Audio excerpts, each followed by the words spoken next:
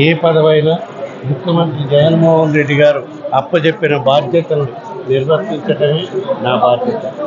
మరీ ముఖ్యంగా ఇప్పుడు జరగబోతున్న సార్వత్రిక ఎన్నికల్లో మళ్ళా ఈ రాష్ట్రంలో 175 నియోజకవర్గాల్లో కూడా వైఎస్ఆర్ కాంగ్రెస్ పార్టీ అభ్యర్థుల విజయానికి నా వంతుగా కృషి చేసి మళ్ళా ఈ రాష్ట్రానికి ఏదైతే సంక్షేమ పథకాలు అభివృద్ధి కార్యక్రమాలు గత 5 సంవత్సరాల నుంచి రాష్ట్రంలో అమలవుతున్నాయో వేలాది కోట్లాది మంది లబ్ధిదారులు వాళ్ళ జీవితాల్లో వెలుగులు నింపడం కోసం ముఖ్యమంత్రి జగన్మోహన్ రెడ్డి గారు ఏదైతే కార్యక్రమం చేస్తున్నారో దాన్ని ఇంకా ముందుకు తీసుకొని పోవాలంటే మళ్ళీ ఈ రాష్ట్రానికి ముఖ్యమంత్రిగా జగన్మోహన్ రెడ్డి గారు రావాలి. కాబట్టి వాళ్ళందరి జీవితాల్లో వెలుగులు ఇదే విధంగా ఇప్పుడు ఎట్లా ఉన్నాయో అదేవిధంగా రాబోయే రోజుల్లో ఉండటం కోసం తప్పకుండా ఈ రాష్ట్రానికి జరగబోయే ఎన్నికల్లో ముఖ్యమంత్రిగా జగన్మోహన్ రెడ్డి గారు వస్తారు.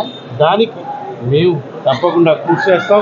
అదేవిధంగా ఎలక్షన్ తర్వాత రాష్ట్ర సమస్యలపై రాష్ట్రానికి అభివృద్ధి కార్యక్రమాలను ఏ విధంగా అయితే ముందుకు తీసుకుపోతున్నారో దానికి ఇంకా కేంద్ర ప్రభుత్వం సహకారం తోడ్పాటు ఉండే విధంగా అన్ని చర్యలు తీసుకుంటాం. దానికి మేము రాజ్యసభ సభ్యులు కానివ్వండి, పార్లమెంటు సభ్యులు కానివ్వండి తప్పకుండా రాజ్యసభలో లోక్సభలో మన రాష్ట్రానికి అందించిన అన్ని కార్యక్రమాలను కృతజ్ఞతలు జరిగేటట్టు కేంద్ర ప్రభుత్వంతో సహకారం తీసుకొని ముందుకు పోతామని చెప్పి తుది జాబితా